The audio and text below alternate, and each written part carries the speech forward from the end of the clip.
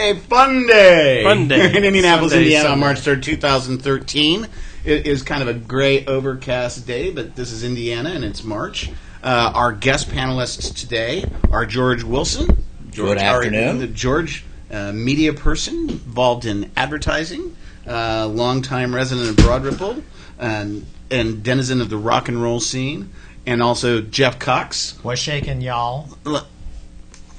Shaking, y'all. You know, Mark. Something I just realized. All three of us. I don't know about George. I don't think he's Catholic, but you were baptized Catholic, so we're all technically in the running for Pope. I was going to put my application in, but I was so pissed off about it. Do they have an application? Well, no. See, I had to fill mine out in Latin. I wrote a Latin, and that was in 1979. Coupons with it so they could send me a letter. The Cubs sent me a ding letter when I put my app in for general manager there in '87. So, are you the reason Pope John Paul I died? No, it was. I actually put my app in right after Sure. that because I thought, well, you know, he's like in the middle of the night with all these nuns hanging out. Or so you say. Well, I mean, I don't. I can account for my whereabouts during that period of time. I was living in Kokomo. Give me a break. Why would I make that Well, up? the Pope occasionally visited Kokomo, so... Yeah, but did he relieve himself in the woods? That's what I don't know what that means, but because it's the Yeah. Pope. oh, Captain. yeah, all right, got it. It's a bear cat. That was yeah. yes. Got it. And also on the panel, Jeff Cox. Jeff, what's your blog? No boxes allowed. It's on Blogspot. It's got dashes in between the words. I've not been able to update it a whole lot recently because I've been tied up with the book and with my law practice. And the book. Rising Sun, Falling Skies, a disastrous Java C campaign of World War II, available March 2014. And is that going to be both a regular book and ebook? Regular and diet. Diet. Yes. Okay. And we'll have pictures so people like Paul can read it and Yeah. not be confused. And people like you can color it. Oh, that's just so. Oh, Thank that you, was- Jeff. I like that. That's, let's see here. So... we are carried live on Indiana Talks Network on the internet. Indiana Talks. You go to their website. There's a donate button. If you hit that, you can donate. Gary Snyder is northern part of the state. He started this network that will go for software and hardware.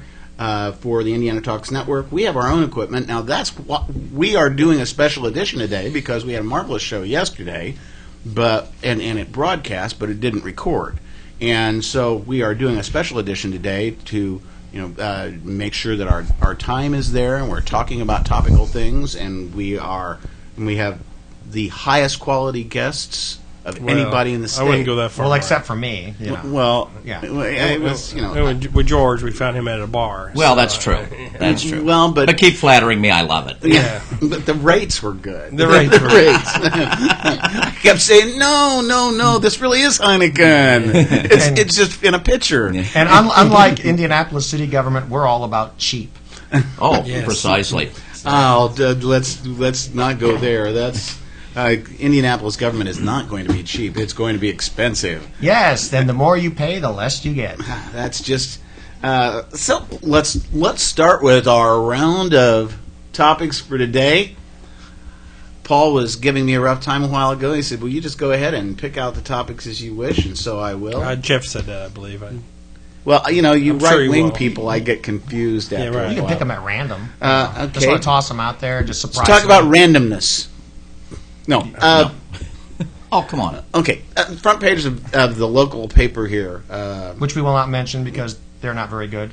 Well, Nubo's a good paper. Oh, okay. But anyways, it had something about gambling in the state. And there was an article about how the Well, casinos... you did pull that out. That wasn't even on our list, Mark. It's on my list. Oh, okay. See, right there. Yeah, the very last one. You No, must have most no, of that's it. not the last one. The last one is that one.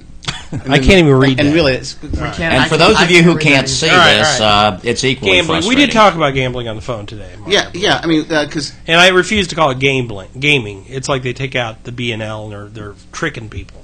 No, It's they're- gambling. it was a typo. They're trying to save state budget money Right, by not right. putting as much ink in. But they're saying that, like, Indiana is losing money to other states because we're not doing what we should do. I thought you were going a different direction. Well, we're not doing what we should do to attract the gambling interests here, and we don't have gambling as available as other states apparently. Indiana was, until fairly recently, either number 2 or number 3 in gambling revenue in the entire country. You mean gross revenue? I'm not sure gross or net or how they do it, but we were behind Nevada and I think New Jersey, and that was it. For purposes of promoting it, they rely upon the gross number. For purposes of paying taxes, they Exactly. refer to the net. Exactly. And it originally started, not that long ago, we didn't even have a lottery in the state. We had to have, I believe, a constitutional amendment to allow the about lottery. 20 years. It's been Yeah. 20 years. And then it was More than that.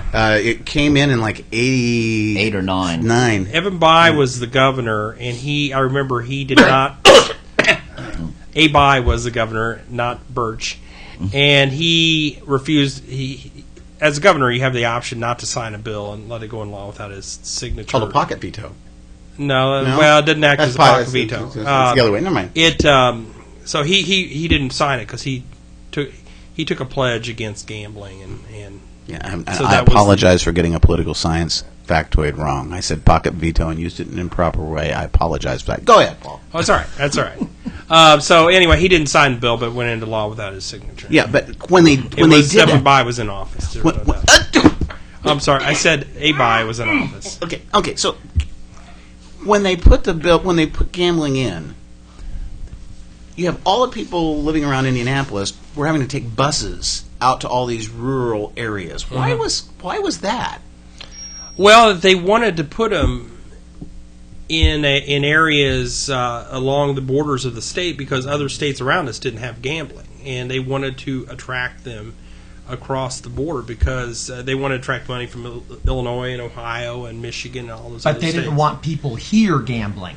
Well, so That's why they put them on the borders. They didn't want people. No, seriously, they did not want people here gambling. yeah, but correct me if I'm wrong, but wasn't there a problem with like rural constituencies in the General Assembly, and there was a move to placate them by allowing gambling in the more rural areas? And they provided for referendum and referenda. It'd be referenda, plural. It would be. In those counties that might want to adopt it, and they also kick back a lot of the money from gambling to the local communities. There was kickbacks, and that was the big problem up in East Chicago. There were only a very limited number of communities where gambling was allowed. There was a zone in northwest Indiana, including Gary. There were 2 in Gary, one in Hammond, one in East Chicago, and then one in Michigan City. Blue chip. Yeah, that's one I've been to, and they got this really, really cool power plant in Michigan City, owned by Northern Indiana Public Service. It's got this big cooling tower. We could see it from our hotel room, the nuclear power plant. Well, it wasn't nuclear, but it looks like a nuclear because It got this giant is. No, it's not nuclear. It's a standard That's coal-fired plant. It's not nuclear. That's a nuclear plant. We'll No, it's research not. that. It's not nuclear. Anyway, We're where just trying to else say were- something so you can pull out your iPhone and look something up. No, we don't have a nuclear Where plant. were the other plant? The other, it was Well, you have Rising Sun. Rising Sun, Lawrenceburg. That sounds like a Lawrenceburg. nuclear And plant then you to got me. one near Evansville Casino, Right. Astar. They were chosen because these were economically depressed areas, Yeah, and Evansville's not really and because they were on the border. Yeah. They didn't want anything in the state interior. They wanted to keep these as far away. So they started out though actually with horse racing before they Right. got to Well, Well, yeah, Anderson but see, yeah. that has a really long history. The people who bet on horse racing, a lot of people bet on horse racing in states because that was the only gambling available. Right. And so a lot of people thought, wow, people really love horse racing. I mean, no, a lot of people really didn't care about horse racing. They love gambling. Yeah, they just as soon play Keno or bet on, Yeah. whatever. but horse racing's dying. Yeah, but here's the thing. In this state, you had other people who raised horses and raced them who were really pushing for parimutuel betting. including Phil Borst, who was a veterinarian. Yeah, and Who so was in the Senate. what war was he in? So Phil or Larry? Veterinarian would be Larry. Larry, because I know Larry. Larry was Yeah, the so- big horse in the Senate. So they were pushing for Get 'em mixed up. parimutuel betting, and then you had the big push after Atlantic City had put through their casino bills, and then other states were making revenue off of essentially the numbers racket. I mean, that's what it was called in the Godfather movies. And so Indiana did riverboats. Yeah, and that's why. Why were they required to have a boat? Well, they were required. They didn't want. There's concern in the state over people being addicted to gambling, so they would make the riverboats go out for 2-hour trips and then come back and unload. Well, there's also this big right-wing Christian thing that gambling's immoral. And a lot of people here believe that gambling's a sin. But not Catholics, because of course not. Because we have gambling. That's right. See, and we're proud of as it. fundraisers. Yeah. When it's much more moral when it's on a boat, by the way. Well, absolutely. When I first moved here to Broad Ripple, I thought that Christ the King was a casino, because the only times I ever went there, they were having their big festival, and I thought, okay, it's they got roulette and everything like that. That's not to say that people don't get addicted to gambling. That people do get addicted to gambling. If you look at some of the foreclosure rates, are very high. People can get addicted to anything. That's not a reason to ban it. Yeah, but also, I didn't. You get addicted to chocolate. Should we ban that? But should government be involved in how much should they be involved in? Well, I think that when you have something that, one, historically has been the domain of organized crime, and two, it's not as though they're trafficking in nuclear weapons that could blow up and destroy a community. It's gambling. So, yeah, there are harms from it and can be out of sync for an individual, but then if you regulate it and you tax it, the state can make income and also make sure people aren't, more directly hurt by, like, Tommy guns, although they'd be Mac 10s now or whatever. The horse tracks, they couldn't make money just having horse races, so eventually they brought in slot machines. Well, pull tabs. Well, pull tabs is also in bars and stuff, but they kept expanding, and now they're talking about having board games in these casinos. But should be able to play Scrabble. They call them casinos. I was thinking Monopoly. One of the things that got them in trouble once they played that in Atlantic City. When the Daniels administration decided to allow them or to support the legislation to put these slot machines into the casinos. He required them, or it was required through legislation, I'm sure, to pay a licensing fee of like $100 million or something. It was something turned out to be a bad bet. The casino said, wait a second, we didn't realize that there's not that much profit here. And so they made a bad bet, and they went to the legislature and said, we spent too much on our licensing fee, we want some of it back. And I'm thinking, well, if you go in there and you gamble and you make a bad bet, do you get your money back? But racinos might be able to. Exactly. I don't think they let you get your money back. The thing is, with the pari-mutuel betting, horse racing is dying across the country. It's not nearly as popular or as profitable as it used to be. And so Indiana got in on the tail end of it. Ooh, the nice. horse tail end of it, yes. And the people clever. who pushed the law through were horses. Anyways, I think that if you look, though, culturally, people weren't going to the horse races because they liked watching horses race, and they weren't necessarily into... Well, personally, I love horses and horse racing, but I'm in the minority, I realize that. I grew up in southern Indiana, Kentucky Derby, watched every year and everything. It was always very exciting. Well, I had to feed the horses every day. Ooh, great horse. Yeah, I had to feed the horses every day, and I just really, then they weren't very appreciative. And horses, there are two categories of people. People whom horses like and people whom horses do not like. And if they do not like you and you get on them to ride, they throw you off. And after you've been thrown off a couple of times, you get the idea of like, okay, just be nice to the horse, say hi, feed it, and don't even try to ride. So, but the thing about horse racing is a lot of people were just going there to gamble and bet on the horses. And so they were just looking at the numbers from the tracks that were legal, not thinking, well, if gambling overall were legal, those people would be taking that money over someplace else.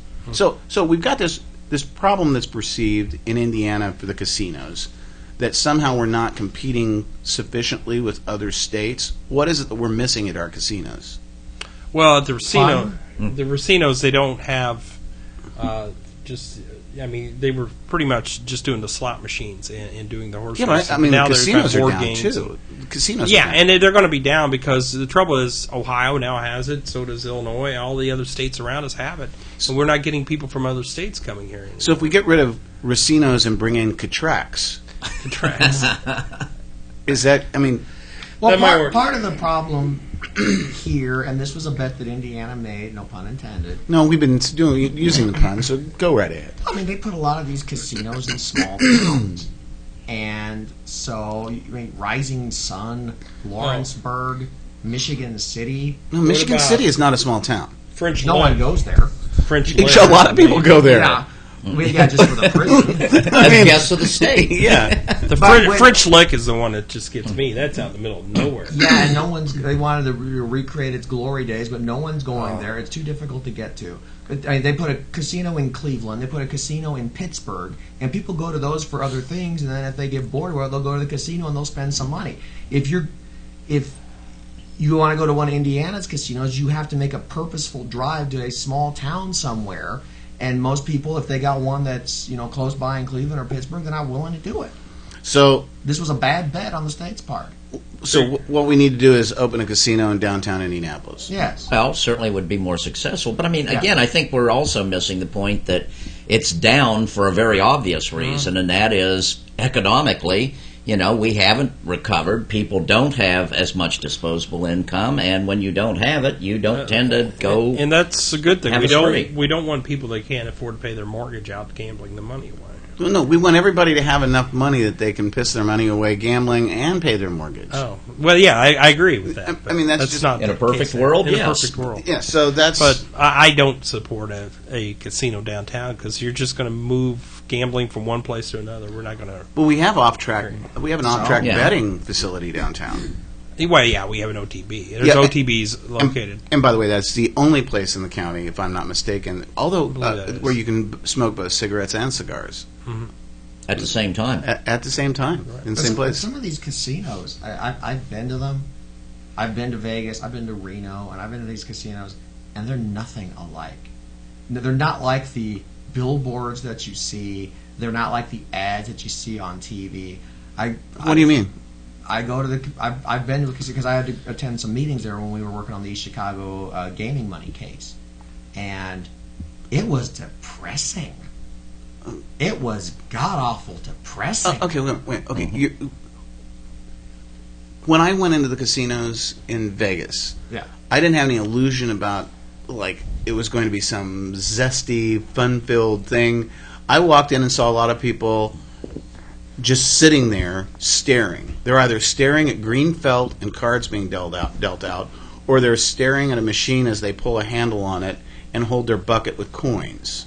I mean, it's just I wasn't expecting to be entertained. They're not even doing that in the casinos that I've seen around here. There's just you go to Vegas, there is energy there. There is. I mean, the people there at least seem entertained. They seemed happy.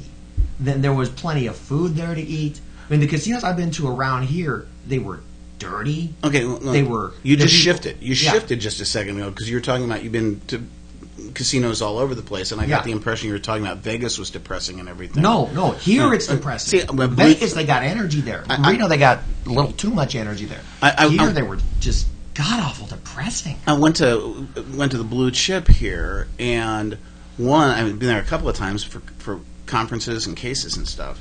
And I only gambled there once and doubled my money, but that's beside the point. $20 to 40. Hey, but that was a very clean place, and Blue Chip was. Well, I gotta say that was the place that I went to when we had a gaming meeting there and that I had to cover, and it was not clean. I know the food place we went to was not clean. We had excellent food there. We had excellent food in the dining room. What year were you there?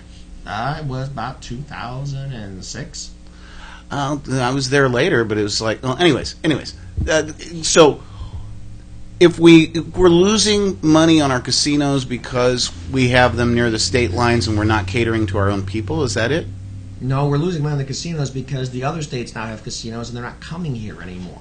So And they're not. And And also the recession thing. well, yeah, the recession. the was recession bigger thing. one. happens. But if they're putting a casino in Chicago, then you're a Chicagoan. You're not going to drive to East Chicago or Gary or Hammond and put your life at risk for something that you can get in Chicago itself. And put your life at risk. Yeah. Well, but here's the thing: if you're going to go to like Chicago, you also have the option of like seeing a Major League Baseball game at Wrigley Field. Relatively speaking. Seeing that mic can be shut off. Going to see a pro football game, you can see a pro hockey game. See, and that's why I think the city leaders of Indianapolis have had the vision to invest so heavily in professional sports. He's being sarcastic. They're wanting to also add that casino in there. Haven't you learned anything from Shella, the Shella experience, Mark, about sarcasm? And this is a good point to take a break. This is Civil Discourse Now. I'm Mark Small. I'm Paul Ogden. And we are shooting on March 3rd, 2013. I write it down on my pad so I won't forget. Good. It is a Sunday special edition of the show. You can Bonus. Bonus round. You can listen Encore. to Well, not encore. no, but bonus I'll go with. You can catch us on IndianaTalks.com. Indiana Talks statewide. Well, it's Indiana-based talk shows started by Gary Snyder. Their website has a little donate button. You can go there and hit donate, and they can buy hardware and software for the network. We have our own equipment. Our guests today, our guest panelists, are George Wilson, media maven of Indianapolis. How's that? That was alliteration. That was lovely. Jeff Cox, Indianapolis attorney, Ohio State alum. I had to point that out because he's wearing the jacket. And Ohio State marching band alum as well. Okay, the Ohio State Best University. band in the country. And you have a book coming out? Rising Sun, Falling Skies, a disastrous Java Sea campaign of World War II deals with Allied troops, especially Americans, British, Dutch, and Australians, trapped in the Far East immediately after Pearl Harbor. So Java, did they drink coffee? Very bad coffee, they said. They said it was very ironic that they're in the land named that is an alternate name for coffee, and the coffee was so bad. Well, We learned something here today. We have learned something. Yeah, we were discussing gambling here in the first segment. Let's spin the wheel, spin the topic wheel, and see what comes up. We ought to have a wheel. That's a great idea. I would love that. Let's go. It's Food that begins with the letter Q. okay. Runaway constitutional conventions. I did research on this. There's been talk. Oh, well, in that case, we won't. Well, yeah, let's move on to something else now. There's been talk of calling a constitutional convention in What do you call it? Fred, it's in various dimensions. We should set out how to amend the Constitution. Yes, There's- and we're talking about the United States Constitution. United States As Constitution. opposed to the one for Botswana. There's two steps. You got the proposal step. You have the ratification step. You have two possible ways of officially proposing an amendment to the Constitution. One is by 2/3 of the state legislatures passing a proposed constitutional amendment. The second way is by states or by state legislatures calling for a constitutional convention, 2/3 of them. The ratification step is 3/4, either the state 3/4 of state legislatures or 3/4 of state ratifying conventions. So you can combine one step with the other side. I'm not saying this right, but we've only gone the one route. Correct. And the process can take a long time. For example, the 13th Amendment to the Constitution of the United States was just finally ratified by Mississippi last month, so that slavery came to an end. A better one is I believe it's the 27th Amendment, the most recent amendment, which is actually part of the original Bill of Rights that was proposed. That says that Congress has to have an intervening election before they raise their own pay, which they pretty much have ignored that. But that constitutional amendment lagged for 200 years, and some student at some university ran across it and brought it up, and it got picked up by state legislatures. He wrote an article and got picked up by state legislatures and started ratifying it, and eventually they got enough votes to ratify. Unfortunately, It took 200 years to do it. Unfortunately, he couldn't get a job as an intern in Congress after that. But Probably not. Well, but that seems rather arcane. Why can't we do something that will actually help the people? You know, like a constitutional amendment that says you have a right to free refills on soft drinks. That's Jeff's big issue. But I think most but here's a problem. businesses have adopted that. Here's a problem, though. I mean, people talk about doing a convention because every other constitutional amendment has gone through the other process. People said, well, let's have a constitutional convention.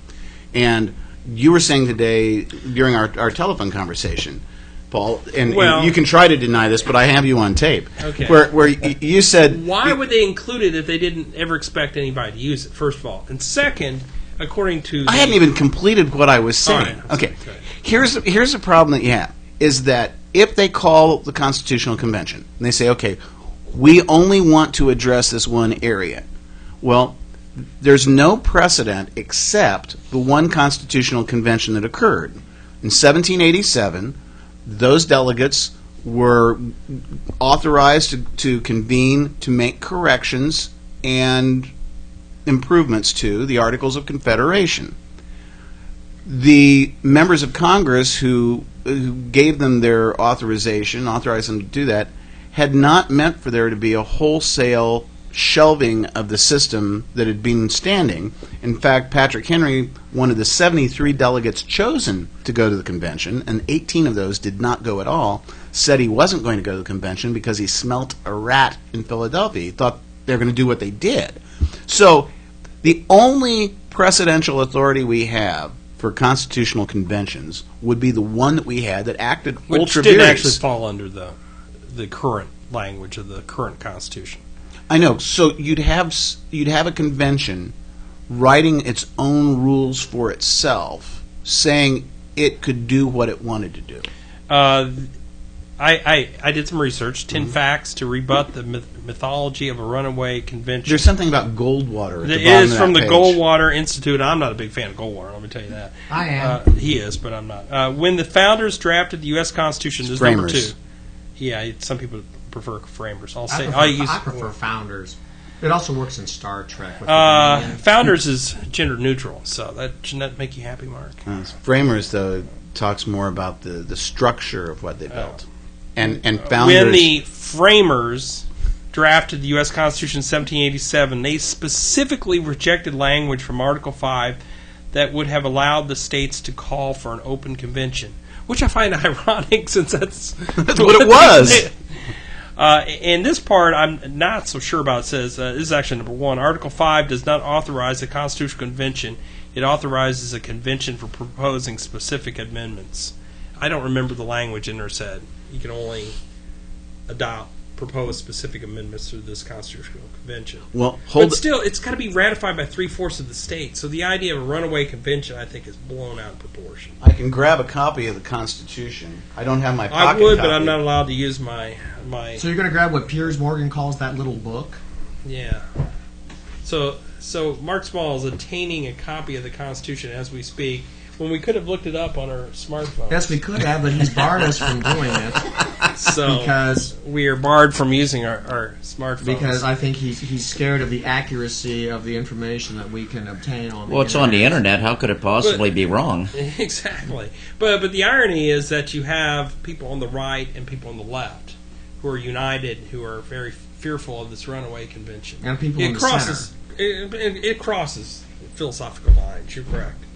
Personally, I don't know what the fuss is all about. I don't think they're going to repeal the First Amendment. I don't think. I do think they need to change the two-term. I wouldn't put it past them. I have more faith in democracy than that. I know I have faith in democracy. I don't have faith in our current leadership, in our current political class. Okay, well, let's it go. still has to be ratified by 3/4 of the states. And the as blogger Glenn Reynolds said, the law professor Glenn Reynolds said, we have the worst political class ever.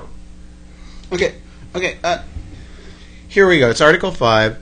The Congress, whenever 2/3 of both houses shall deem it necessary, shall propose amendments to this Constitution, or on the application of the legislatures of 2/3 of the several states, shall call a convention for proposing amendments, which, in either case, shall be valid to all intents and purposes as part of this Constitution when ratified by the legislatures of 3/4 of the several states or by conventions in 3/4 thereof, as the one or the other mode of ratification may be proposed by the Congress, provided that no amendment which may be made prior to the year 1808 shall in any manner affect the first and fourth clauses in the 9th section of the first article, and that no state, without its consent, shall be deprived of its equal suffrage in the Senate. So, Paul, They were referring to slavery there. That you couldn't do away with slavery. they didn't use the word slavery in the Constitution. No, they didn't. But So hey. So, but I may have misspoke. I meant 2/3 of Congress can propose an amendment, and 2/3 of states can call for a constitutional convention. Yeah, and there's no limitation on what the I convention. didn't recall there being. There isn't. So that shows that the But Goldwater that is- Foundation is. But that doesn't mean they can impose a limitation. I don't think there's any precedent either way. Okay, but- if 2/3 of the states call for a convention to consider a balanced budget amendment, you're saying that they can do whatever they want to. It doesn't actually say that in any place. No. Here's the problem. When Congress authorized that they make improvements to the Articles of Confederation, a lot of the people in Congress who voted for it had no idea that Madison, Hamilton, Washington had meetings in Annapolis, Maryland, and had a couple of meetings and were concerned about there being no strong central government.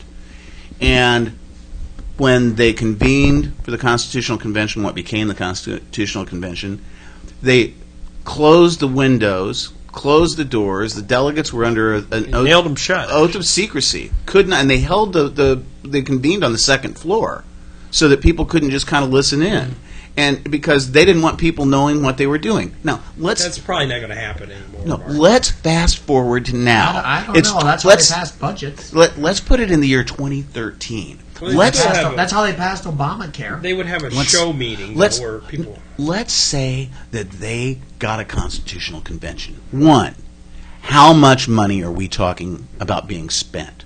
Any corporation that wanted to have any kind of sway would be throwing as much money out under Citizens United and as what it could. are they going to propose to do? Repeal the First Amendment? No. What are these? No, you could are they put gonna- in corporate personhood amendments saying... And it still has to get by 3/4 Wait of a the minute, states. wait a minute. I think that you're just giving the justification for why they locked everyone in that room on the second floor and didn't let anyone outside it hear what was going on in it.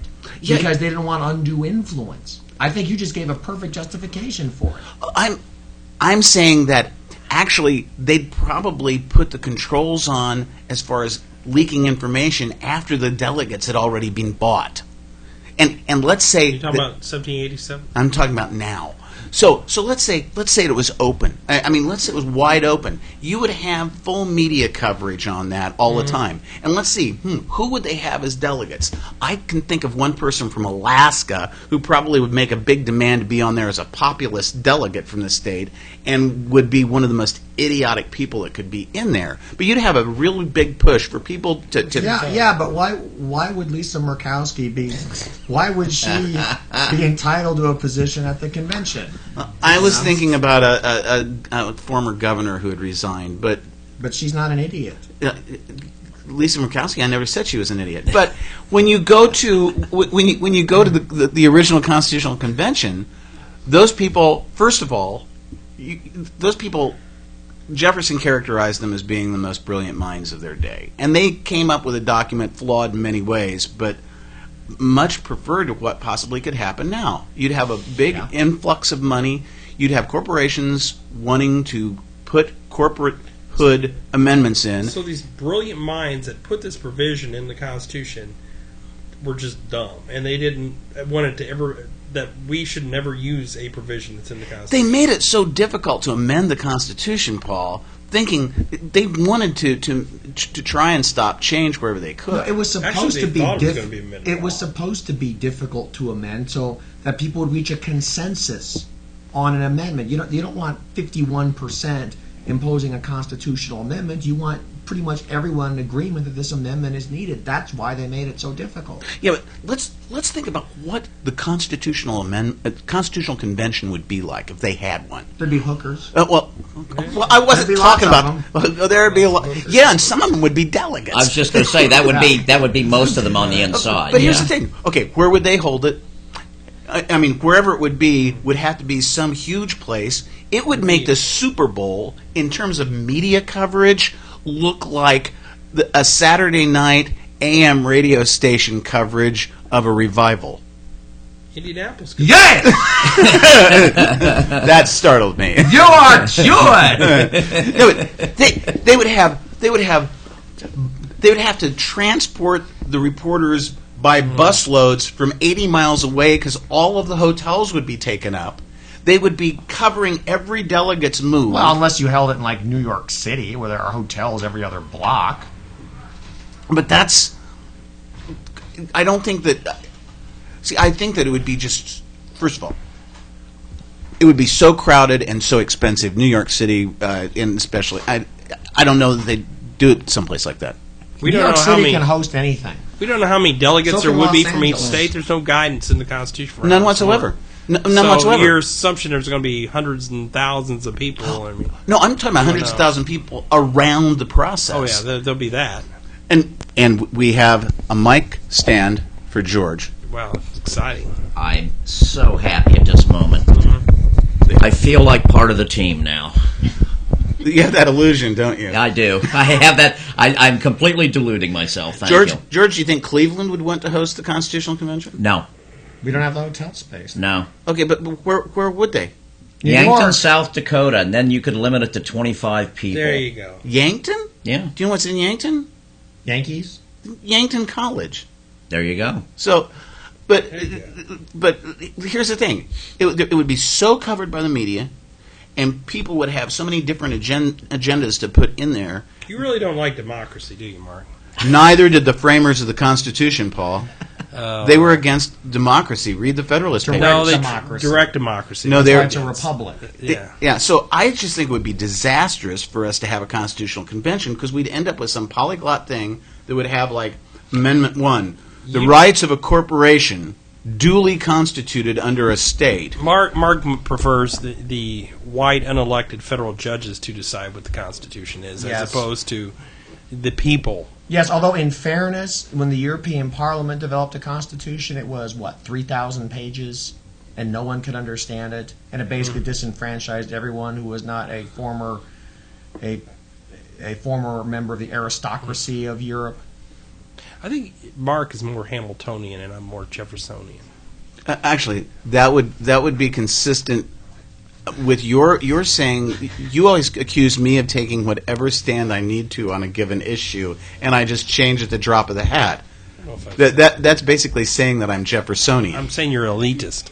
Okay, well that's different. All right. And I'm sorry, but I am a good shot, even though I'm anti-gun. So All right. Hamilton and I would have certain differences in our lifestyle. All right. But the thing about it is, there are protections in the Constitution for individuals, and that this Constitution, under which we live today, was written by only 10% of the people of the United States were eligible even to vote for the delegates that attended the Constitutional Convention. Which is about 10% more than were eligible to vote in pretty much any other country across the globe. Yeah, but This wasn't like... I mean, we don't criticize Ford because they developed the Model T first and not the Mustang.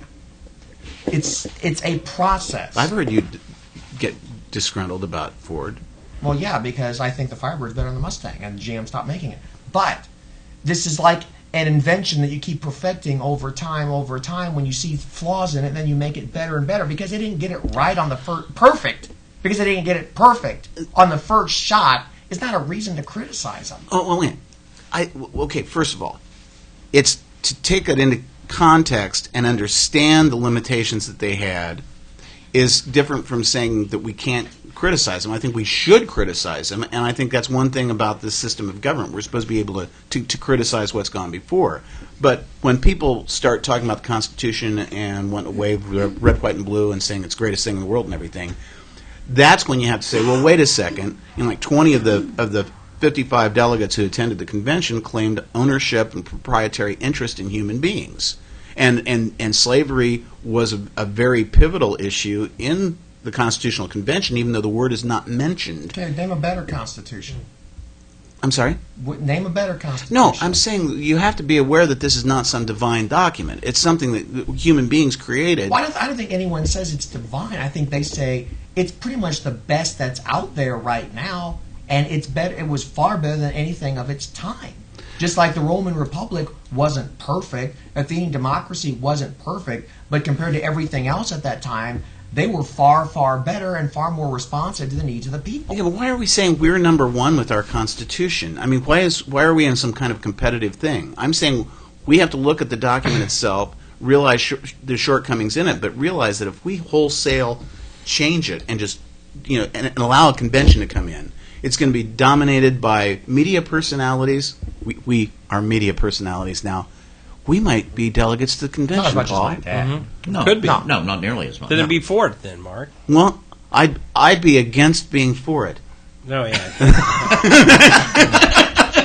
That was a long way around, wasn't it? But That's a Jeffersonian view. I remember when I Don't had like John Kerry. I voted for it before I voted against it. I had I was teaching political science class, and I asked the students, we would go over the Constitution, to say what, if you had the chance, what you would change in the Constitution. I was really surprised. People thought it was like I had asked to change the Bible or something like that.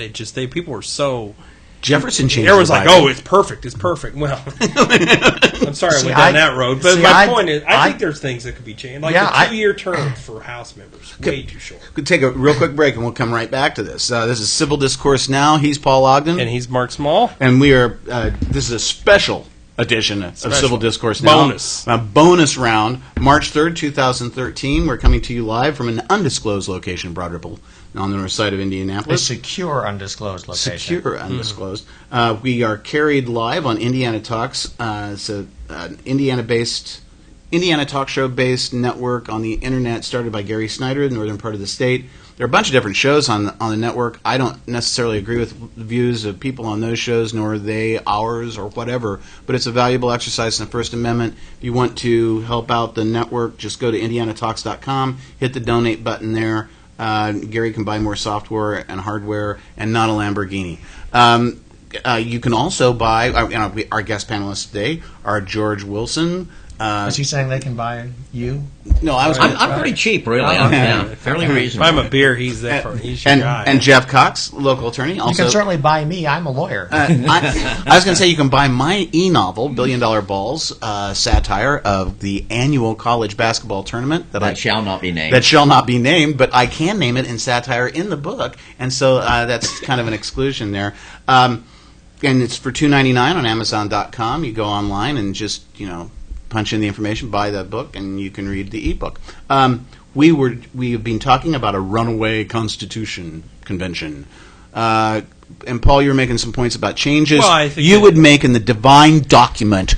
Document. The living, breathing document upon breathing which There the is no living Republic Constitution. It's not is living. based. It's not breathing. It's the 2-year terms for Congress. Members of the House are way too short. I don't like lifetime terms for federal judges, except maybe the Supreme Court. That was a mistake. No lifetime terms. Make them Yeah. 10-year terms so they're more insulated, but no lifetime tenure. I No, totally no. agree with Jeff. That was a big mistake, and because I've been in federal court. And they were concerned about that too. They were Yeah. concerned that the courts would become tyrannical. And Yeah. and they have. Well, wait a Yes. minute. No. They first of all, no, they haven't. Yes, they have. Not when you look at what federal courts were like until Samuel P. Chase was impeached and his trial. Because federal judges up to that point, and that trial was 1805, when Aaron Burr was vice president of the United States, he presided over the trial, and it was said in the papers at the time, usually in a trial, the murderer is brought before the judge. And in that case, Samuel Chase was a sitting justice on the Supreme Court. Of course, Aaron Burr was charged in 2 different states, I think, with the shooting death of Alexander Hamilton. This is our word for the day, Alexander. Well, 2 words. Name for the day, Alexander Hamilton. The bird comes down. I think we need a parliamentary system. Well, no, wait a second. But I don't think it's necessarily bad. when you look at what that did, what that trial had in terms of Obama. They used to have charges to the grand jury, and federal judges would go off on like lectures about the law and policy. And Chase was a very political judge and justice. Missed some of his term at the Supreme Court in order to campaign for Federalist candidates, and so after that, and he was acquitted during the impeachment trial. After that, it really cooled the jets of a lot of federal judges as far as being specifically political. Now, if you want to talk about tyranny from the bench, yada yada, fine. They're very political. But if it weren't for the insulation that a judge has by lifetime appointment to that federal bench, we wouldn't have gotten Brown versus Board of Education. Well, as I said, maybe we should make an exception for the U.S. Supreme Court, but not for the lower federal court. Well, I think that gives a lot of insulation and a lot of latitude to the lower courts, because here's the thing. I've never heard of anybody running for the office of judge, because we have elected judges here in the state, never heard anybody run for that job and say, I'm going to make sure that I defend the rights of those accused of criminal offenses to the best of my ability under the Constitution and the law. No, you only get people who are aggressive on prosecution who get elected judge. I mean, they'll talk about hanging judges. But a federal district judge often wants to make it to the next level. They're very political. They can be they're not insulated from politics at all, like people thought they would be. They're very political. I'm not saying they're completely insulated, but they're more so than if they were elected. Well, they're pretty much insulated from any accountability whatsoever. Yeah, that's the other thing. They are not accountable to anybody. Right, and that's a problem. You can put someone in a judgeship, and they don't have to rule according to the law. In fact, we have judges on record saying that they will not rule according to the law, that they will rule however they feel, that the Supreme Court can't catch them all. Was it Hamilton in the Federalist Papers said that the fact that you could impeach federal judges would be a major check on the branch, and there's been like 8 impeached. And one of those impeached is currently a member of Congress. Yes, L.C. Hastings. Yeah. Okay, so which it means hasn't worked. The impeachment thing hasn't worked. No. And the impeachment standard is lower for judges. It's good behavior. Yeah, it's but not high crimes and misdemeanors. Actually, the good behavior language means the high crimes. You and I have argued about this before. Why didn't they use the high crimes and misdemeanors? Because they were all lawyers, and they thought they were being crafty in the way that they were doing the document. But when Samuel Chase was impeached, that was a major beacon for why people didn't want to go over a certain line as federal judges.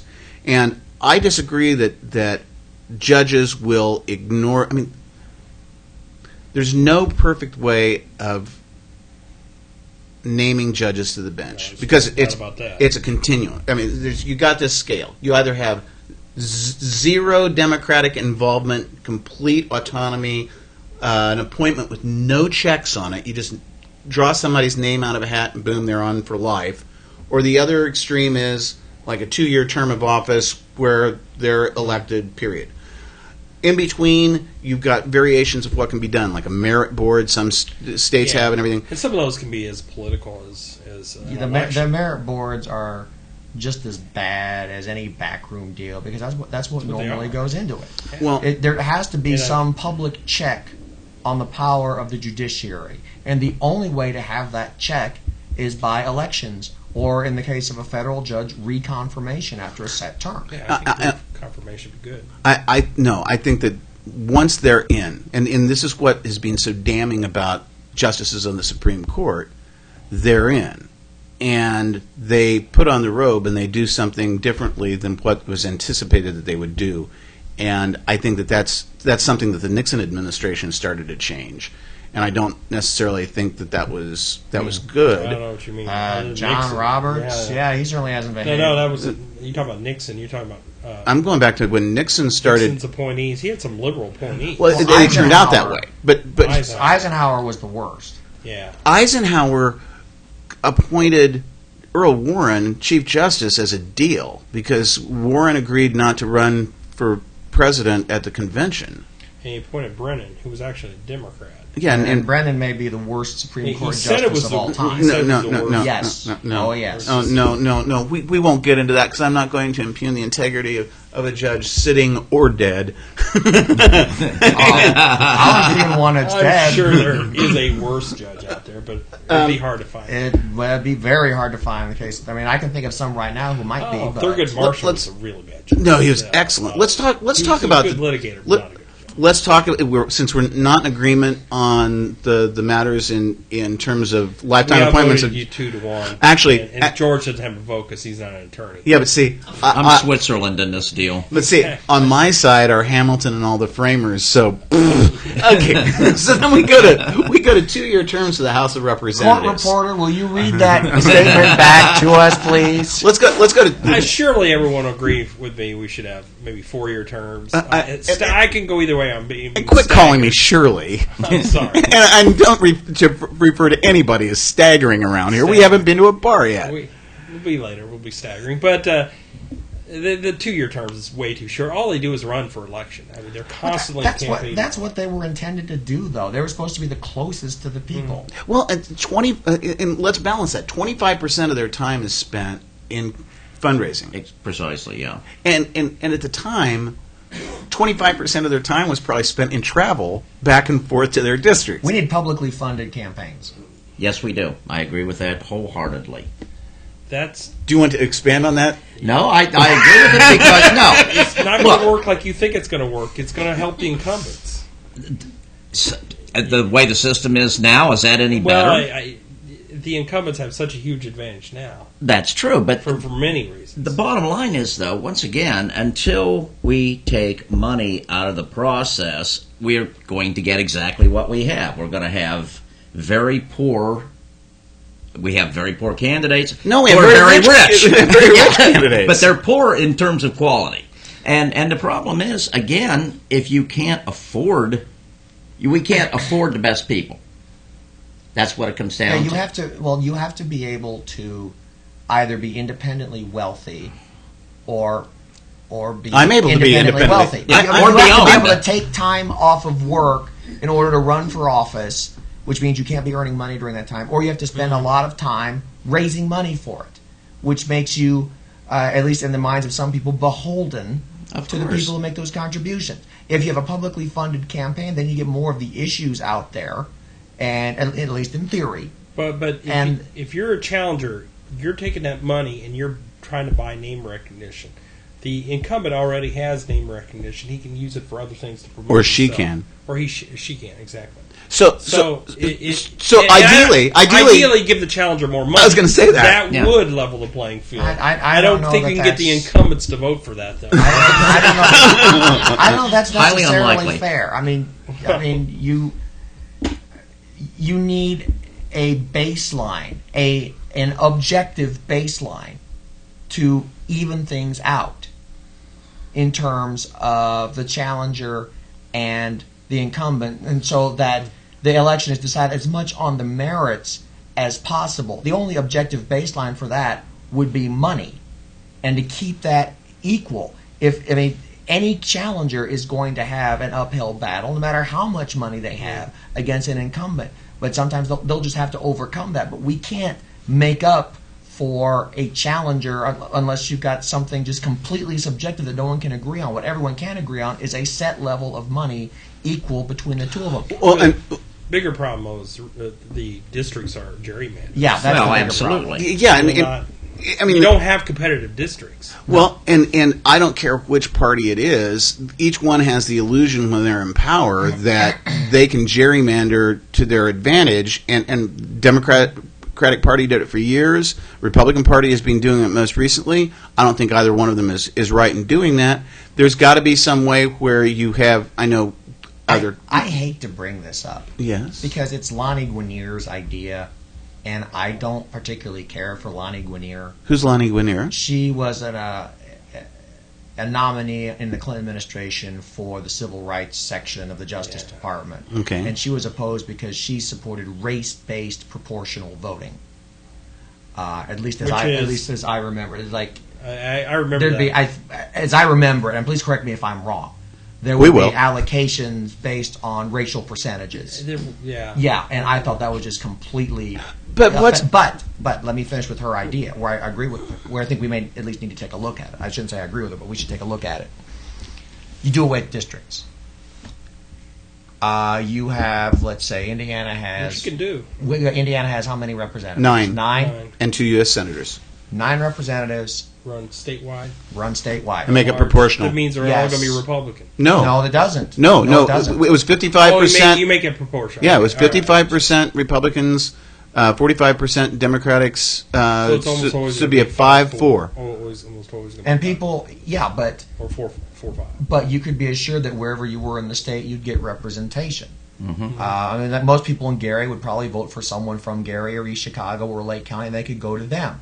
But you wouldn't have these bizarre districts like going along I-70 or cutting Indianapolis into fifths, Or at one time, something like that. At one time, the congressional district, the one congressional district stretched from Monticello, and that's if anybody listening or watching is not familiar with the map of the state of Indiana or its geography. Monticello is about 80 miles north of Indianapolis. About that, yes.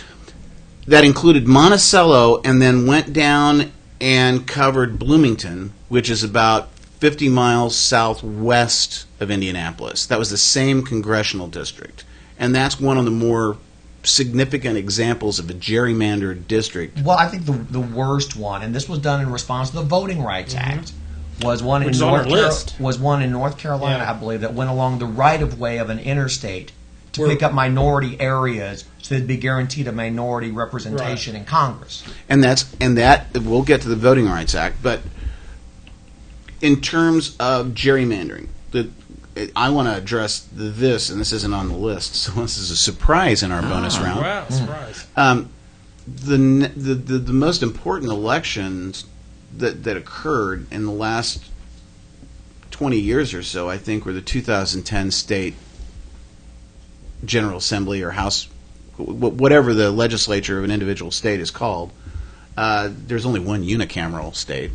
They have no camels there, but Nebraska. I think, that's I Nebraska. think we should go to an octocameral legislature. That's sick. But if we were to, I mean, This is your theory that gerrymandering this election cycle was somehow worse than at every other election cycle we've ever had. well, not somehow worse, but I'm saying that Or worse for the Democrats. I'm saying that given the rather arcane, backward notions of the people who really pushed the gerrymandering in 2010, you end up with districts that are safe, and you end up with this phenomenon now where candidates are scared of being primaried. I mean, you have Mitch McConnell down in Kentucky is scared of being not of the general election so much as a primary, because if he's not far right wing enough, he's going to get screwed over. You know? Well, you're talking about a completely different issue there. It's because we no longer have two political parties in this country. We have one political party, which is the Democrats, and another alleged party in the Republicans that is incapable of doing anything and is on its deathbed. Well, I thought if I were rich and I were buying politicians, there was just one party. It was a party in my hotel suite, and everybody's supposed to come and. It's and definitely true here locally that we just have one party. Yeah, we no have- doubt about that. Yeah. Yeah, but nationwide, I think that the wealthy interests. I mean, it was I don't buy that. I mean, we have far right, we have far left people. In- Here in Indianapolis, we have the corporate party that Well, I basically think falls all over. I think themselves to the money nationally, order. what we have is the corporate party and the big government party. That's always for an expansion of government power, whether it's Well, needed or yeah, not. that And the works. people everywhere else, they don't have representation. It's because the Republicans have signed on with it. then one other change we could address in this Constitution. Free refills on soft drinks. Amendment 3. No soldier shall in time of peace be quartered in any house without the consent of the owner, nor in time of war, but in a manner to be prescribed by law. We Third need Amendment. to keep that. We need to keep that because otherwise the numbering will be off. Oh, that's a good point. Well, they just say reserve. They just say Renumbering reserve. such a pain. Yeah. They're using Roman numerals there. That's true. Roman! Roman!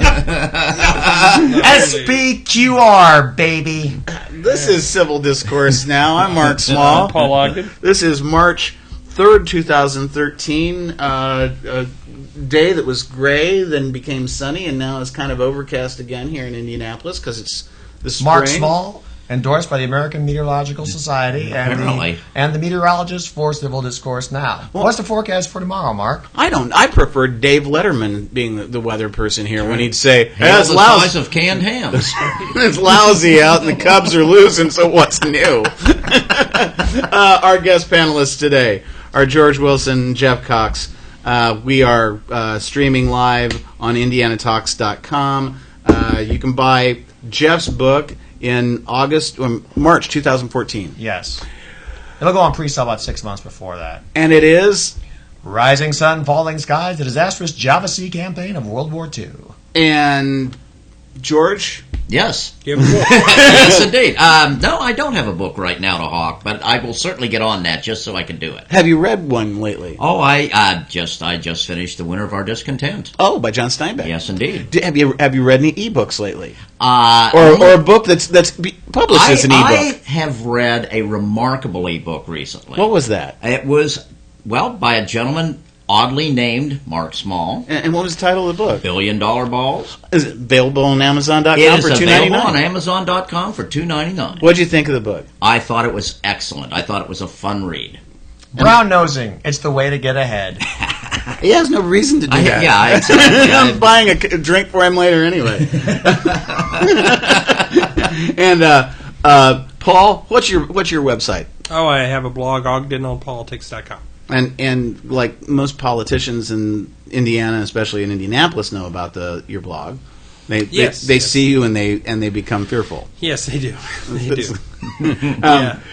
Okay, we just went through Constitutional Convention and changes that Paul would make to our Constitution because he wants to rend it from Exactly. beginning to end. Let's spin the wheel and see what comes up next. Don't you think the Voting Rights Act thing kind of falls into... Foods that begin with the letter Q. Whoa, wait! You wanted this wheel, so we're spinning the wheel All right right. now for topics. Ring! Hey, Voting Rights Act came out. It's a coincidence. Wow. I'll be damned. What were the odds? Okay. We actually talked about that on the Gary Snyder. Yeah, so I guess that's No, topic. I So we'll as way of background, the Voting Rights Act case is before the Supreme Court as we speak, and had an oral argument several days ago. But it's important to note that only a tiny portion of the Voting Rights Act is before the Supreme Court, and that has to do with the Fifth Amendment, Section 5, dealing with what's called pre-clearance, where certain states in the South have had a history of discrimination. Anytime that because of the Voting Rights Act, Section 5, anytime that they make, and it's not entirely in the South. There are some counties in New York, some counties in South Dakota. the way the statute reads, there are specific states that are addressed, but the standards apply to all the United States. So so certain counties have been selected. Right. But the states that were noted in there were states that had a history of discriminatory practices in their voting laws. Right. And those were Alaska, Arizona, Texas, Louisiana, Alabama, Mississippi, I think South Carolina, Georgia. So generally southern states, Alaska and Arizona. And what happens is anytime they change their voting practices or they change their districts in such a way there might be one less minority, those proposals have to be pre-approved by the Department of Justice. And I assume there probably is a way that they can appeal the Department of Justice decision. And also there's an exemption provision. And that part I'm not aware of. Yeah, there's an exemption provision, but saying that it's only one tiny part of the Civil Rights Act, It doesn't or throw out the Voting entire Rights, Voting Rights Act. It's like saying, well, okay, the First Amendment is just one tiny part. It doesn't apply to Indiana, though. We don't have to get pre-clearance. Oh, Well, the never mind. Voting Rights Act applies to Indiana. Well, right. The pre-clearance does not. Right, exactly. But where you can show that there have been patterns of discriminatory Right. voting. And the point the conservatives on the court are saying, one thing you look at, for example, the black population versus the number of people who are registered. In the South, in 1965, when this was passed, you had a very low percentage of blacks that were registered in Mississippi. Now the ratio is actually higher. You have higher black registration in Mississippi, percentage-wise, than you do Massachusetts. No, wait a minute. And where did you get those numbers? It was from Chief Justice Roberts said that. Roberts. Yes. Is it not And, true? The governor of Massachusetts said, "Show me the numbers." They're saying, "Show us where your numbers are." The office of the Chief Justice. Chief Justice, he doesn't have to answer. No, to anyone. no, He but is a life term, Mark. I know that, but Yeah, and Mark agrees with that. I agree with the life term. But the point is, he was wrong about that. I have not seen the numbers to say it's wrong. But But there are probably other states too that. Well, I think that just because they made strides in Mississippi since the time that Gene Hackman portrayed as being in Mississippi burning, that's commendable. They've made strides forward, but there are still places down there. I mean, there were something like 240 violations of the Voting Rights Act last year filed in South Carolina. So you have these incredible number of violations in those areas. Now, you might have violations here in Indiana. I don't know how many violations have been filed. I'm sure that we have very prejudiced pockets of places here in the Hoosier I State. can think of some major violations of the Voting Rights Act that took place in one county. I think it was Mississippi, where it was a black county executive who was barring whites from voting, and the Bush Justice Department tried to move against him, and the case was continuing. Then Eric Holder's office stopped it altogether. I'm not familiar with those facts. I think that's wrong. No, it's correct, actually. No, It's I'm wrong. not saying that your facts are wrong. I'm unfamiliar with those facts, but if that is what occurred, I think that's as wrong as any other right. discriminatory Yeah. practice in an election. And that has colored pretty much everything Eric Holder has You done. shouldn't have said that. That wasn't intentional. That was, just put an asterisk next to that and drop it from the type and just go on. It has tainted, colored, whatever you want to call it, everything Eric Holder has done at the Justice Department with respect to the Voting Rights Act. Wait. I hadn't heard about it until just now. I mean, so to say that that's It was a pretty big deal, Mark. At what point do you want to say, okay, the playing field is level now? I mean, are we ever going to reach that point where we take those states off the list? Well, it is if what we do is say, look, we have no reason to have individual states having their own laws setting voting standards for elections. This is Mark's answer. Let's just make sure that everybody has the same standards and we'll enforce the law. Well, you have to change the Constitution for that, Mark, because it doesn't allow the national government to set voting for the entire... I've got a copy of the Constitution here. Where does it say that the national government can set the think- voting for everybody? Is it in right the next to the country? word muskets? Let's see. She's brilliant. That was a brilliant woman. I'm looking at She's the smart. the 14th Amendment and the sections 1 and 2, due process of law, equal apportionment of votes in the House of Representatives, etc. So you're going to make that apply to all the... Boy, that's a reach. I think, no, if you're talking about having some kind of rational approach that we do have equality of voting rights every place. So the federal government should be telling what time the polls are going to be open, what kind of ballots we use, what kind of... how long you have to be a resident to be eligible. I mean, are we just do away with states? Well, why do we have states at all, Mark? They're intermediate bureaucratic machines That's not what they were intended to be. Well, but that was in 1787, Jeff. And so there was a civil war fought in between there because people realized that there were a lot of problems with the way the states did things, and now states. But the states are still sovereigns. No, they're not. He doesn't think they're sovereign. No, they are sovereign. There's only one sovereign authority in any governmental system.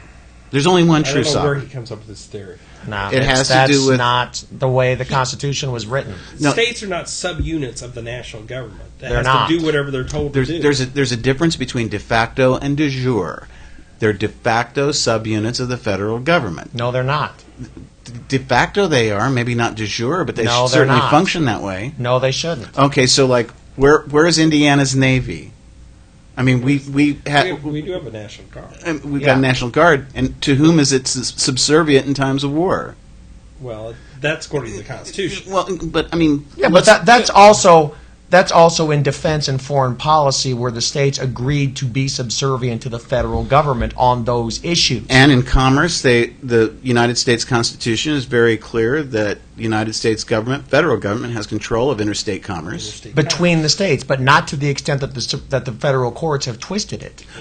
Okay, but see, the Constitution also says that the United States Supreme Court is the ultimate finder of what the law is. It's the supreme law. So, like, the Supreme Court says that's what. It doesn't say that the So Supreme it's all Court right for the can Supreme twist Court anything. to do away with the states. Yeah. So whatever the Supreme Court says is okay because No. it's the Supreme Court saying it. No, what I'm saying is that If they don't rule according to the Constitution, it doesn't matter because they're the Supreme Court. how do you define sovereign authority? The state rules itself. No, wait, no, wait. Yes. No, what is a sovereign power?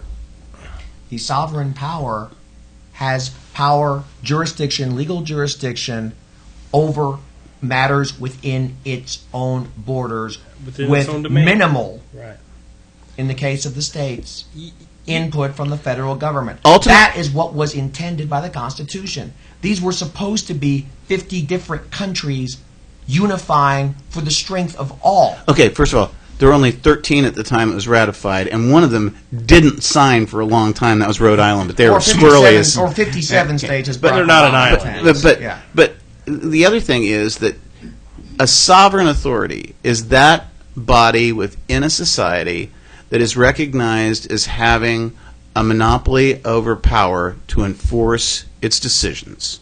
That's includes the sovereign. states. No, because if push comes to shove, the violence of the federal government is greater than that of the states. Look at Arkansas, The feds Mississippi, don't and enforce Alabama. state laws No, they override what states do. where they're in conflict.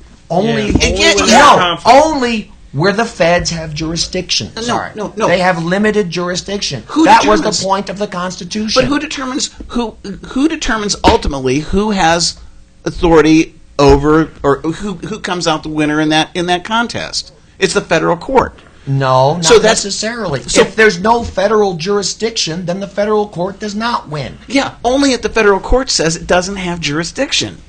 That's like when looking at conflicts of laws. It used to be conflicts of laws. It's not called that anymore. No. It's called choice of law. Let me try Because- this from a different angle.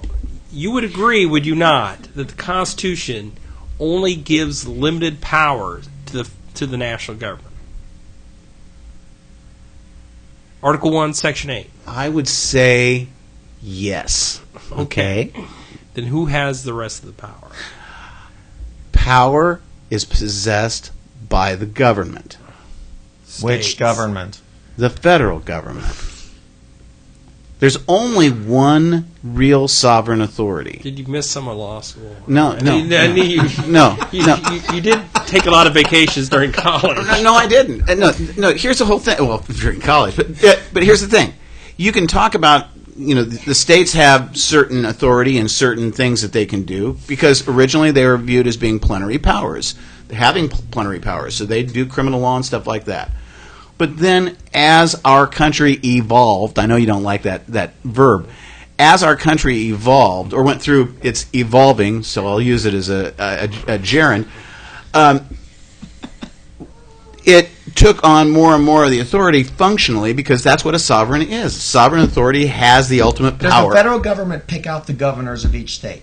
No, Then it's not sovereign over each state. no. But if The state is the sovereign. a state were to secede and its governor were to say we're withdrawing from the union, you saw what happened in 1861. That meant that's who the sovereign authority is, federal No. government. No. They have the ultimate ability to enforce the laws in this country. They determine through the Supreme Court. We determine. We, the people. Who enforces the Indiana statute against murder? We, the people. Who enforces it? Is We, it the feds? people. Is it the feds? Oh, only because... No, it's not the feds. It's the state. Only because the state's sovereign. Only because the feds don't want to get into that. No, because they don't have the power. There is no federal police power. What happened when the civil rights workers got killed down in Mississippi?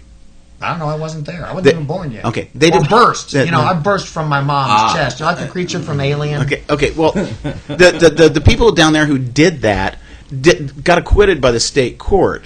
They were prosecuted in federal court because the state couldn't do anything or wouldn't do anything, and so the federal government prosecuted them and overrode. Yeah, isn't that what is called double jeopardy? No, because the nature of the offenses with which they were charged in federal court was different than the nature of the offenses with which they were charged in state court. They were you're grinning as you say not really. I heard Gene Hackman on that show. It was double jeopardy. I mean, I don't agree with what the state court did, but it's double jeopardy. Rodney King. I mean, that was double jeopardy. They prosecuted those police officers. I don't defend what they did to him at all, but they prosecuted him after they were acquitted by the state court. Yeah, that should be double jeopardy. But they're stretching the rules. Okay, Feds are stretching the rules. Okay, but in terms of when you're saying that the feds are stretching the rules. Who determines what the rules are? Who determines the? Ultimately, we have a document the Constitution. that limits the power. As construed by whom? So you're saying because the courts make an interpretation, they can just eliminate states? Yeah, that's basically what you're saying. I'm saying functionally, states are an intermediate bureaucratic No, they're not. authority. That's it. No, they're not, because the feds have no say in picking the government of each state. Have we beat this topic to death, Marco? What's the next topic? Okay. Tired of this, huh? Okay. Yeah, well, we've got we've got 3 to choose from, and we're going to spin the wheel. Well, we're going to spin the wheel right now. Foods that begin with the letter Q. So we could end up with the same topic again because we're going on the wheel. There's not really a wheel here. He's just making the noises. Just for our viewers who... It's a little disappointing to me. Yeah, I was really hoping for a wheel. I wanted something like they had on the price, right? We got... Love that. Drug testing requirements. Oh, drug testing requirements. Sorry. And I'll stop dropping the pen. Drug testing requirements. And I believe, Mark, you did some original reporting. I did. On the drug test. First of all, we should clarify what the proposal is. The proposal is a TANF and recipients. That's a temporary...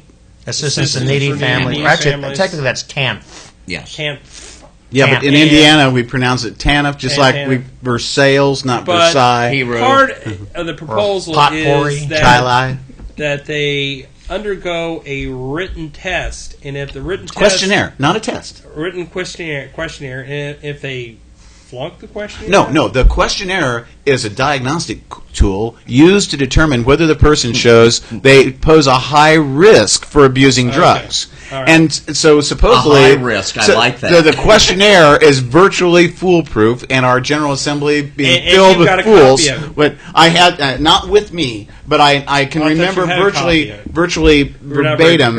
A written drug test. Yes. You can't make this stuff up. Okay. Yeah, they do. Actually, he did. Answer. No, the written. It's in the bill. Answer the following. First. Answer the following questions: yes or no. 1.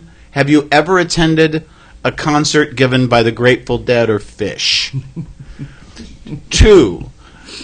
Does 7.3495 grams have any significance to the meaning of an ounce? 3. Do you get nervous when you see a police car? 4. Have you ever taken any of the following 3 drugs simultaneously on at least 3 occasions? Marijuana, cocaine, heroin, I believe ether was in there, mescaline, LSD, someone psilocybin. Who actually graduated high school wrote this bill. Me. And 5. Had this idea. Oh, wait, it only gets better. Wait. 5. Have you ever attended Ball State University? 6. Have you ever dated anyone who's attended Ball State University? 7. Have you ever been convicted of possession of 10 pounds or more of any controlled substance? 8. I believe was. Do do you save the cellophane wrappers from cigarette packets? Pringles can. Oh yeah. Oh, yeah. Can you make a bong out of a Pringles can? And I forget what the 10th Well, I saw one the is. references to the. I've seen references to a written drug test. I thought That's this was true. perhaps the most idiotic idea they've come up with since trying to make Sudafed. Especially prescription since it's an only. essay test. What they're trying to do. what they're- Survey says. What they're trying to do is to create probable cause to do an actual test. What Yeah. they're trying to do. That's what. Yeah, and it's ridiculous because if a person is in need of public assistance, that's usually. I mean, they did the same thing in Florida, and they came up with like 2 or 3% of the About people. 3%. Yeah, it came up positive on urine screens. Look, if they're poor, they're not going to be able to afford drugs. Well, you say that though, but people on the street that are begging for money, they use their money you give them All a of lot of them? times for alcohol. Not all, of them, obviously. I don't know, they did do a study here in Indianapolis, and the vast majority of the people, according to this study, that are begging on the streets of Indianapolis are not needy. Was this right before the Super Bowl? No, this was afterward. Oh, they wouldn't need it after the Super Bowl. You're talking this about. was recently, actually. It was like in the last 3 months. Oh, you're talking about common panhandlers on the street. Yeah. I thought you were talking about the political panhandlers. I'm sorry, I got that confused. And I You mean soccer team owners? And I wrote an article this week that, well, if we're going to drug test those people, we should drug test the people getting corporate welfare. Sure. Yeah. And I think Jim Irsay should have a very interesting test. Well, and Why don't we just legalize this stuff? I This is agree. ridiculous. I completely Why agree are we with you. wasting time and government money that we don't have on this? You can't protect people from themselves. Totally agree with that point. We should legalize everything. Legalize everything, tax it to some degree. It's still going to be a Absolutely. lot Make cheaper. Lots of money. We'll pay off the national debt. And we can buy some more Precisely. aircraft carriers. And we'll open up 2 more casinos. That's right. Okay, so that goes. I mean, the drug testing was kind of silly. I mean, Well, that's it's cleared one house. I don't know if it was a House or Senate cleared, but it's cleared People one. actually voted for this? Yeah. what they Oh, God. But they voted down the Democrats had proposed an amendment that would have required members of the General Assembly, They voted that down. which is just kind of like going. And the question is, where do you, if you're doing welfare recipients, what about all the other people getting government aids? What about all the people who are, getting a tax exemption? Are you going to test those people? Precisely. Let's test every one of them. What about then, people if who- we're going to do Yes. that? If What our about- standards are that low, What about people who benefit from using the public streets? Yeah. I think we should drug test everybody. Or there was a sheriff in the northern part of the state who at one time in the 80s wanted to have drug sniffing dogs everywhere because you could have them sniff out and say, oh, there's somebody might have drugs, and use that for probable cause and just kind of have a random police state. But that's Howard County. And this is Civil Discourse Now. I'm Mark Small. I'm Paul Ogden. This is March 3rd, 2013. We are doing a special edition Bonus. bonus round. March 13, 2013, or March 3, 2013. I'm sorry, I dropped the pen again. It's still cloudy out. It's still I'm cloudy. no more qualified to be a weather person than I was before. Our guests today are George Wilson, who is involved in advertising and media matters and manipulates But he's not the with public. Media Matter. no, I'm not with Media Matter. No, I was I just do using want to it clarify generically. that. Yeah. Right. But Yeah, you, he's far more respectable. yeah. Wow, high praise indeed. I disagree with you on everything, but I respect you. Well, I appreciate that. And Jeff Cox. Except for the support of the Indians. We don't support. Well, that's true. Because As you're we- wrong. Right. The Cleveland Indians are America's team. Defenders of Western civilization and all that is good about America. It's American League America's team. No, he said America's team. And that's like America's team. the closest they got to that was when Charlie Sheen was a relief pitcher in Major League One, Right. and that was a decent movie. Major League Two, not so. Great not so, movie. yeah, Major League Two was just like That would be a good topic. Sequels that are better than originals. I can't think of one I can't- Godfather. All right. Okay. Other than that, Aliens. nah. I didn't watch. See, I didn't watch the sequel, so I can't really speak. I didn't watch the Vacation ones. I See, didn't. I- I like the first one. I'm a big fan of the 87th Rocky. All right. Yeah, But we digress, though, Mark. I know. Well, we always digress. Saw 2. See, Saw 2. the movie Saw 2. I didn't see Saw 1. It had Emmanuel Vogier in it. Oh. That's why I was there. My beloved Emmanuel Vaugier.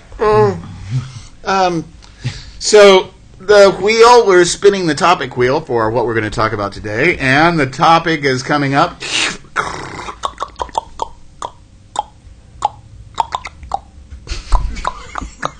Somebody's got to true that wheel. And it's up to the sequester. Ah, yes. Happy Sequester Day. It's today, I believe, isn't it? It was Friday at noon. I don't know. It was whenever that dark pall cast itself, Pall, right. cast itself over the land, Thought and it was we an African-American suddenly pall. we were in shadows, and things really. That was a dumb thing to have happen.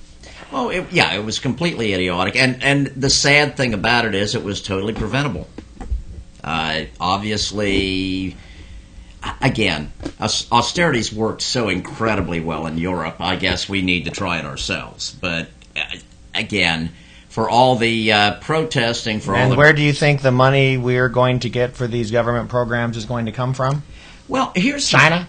No, Vietnam? we cut like 4 aircraft carriers out of the 13 that we had. Oh, you mean the one government function that is enumerated in the Constitution that you don't want them to follow? No, I don't want them to follow it with such zest.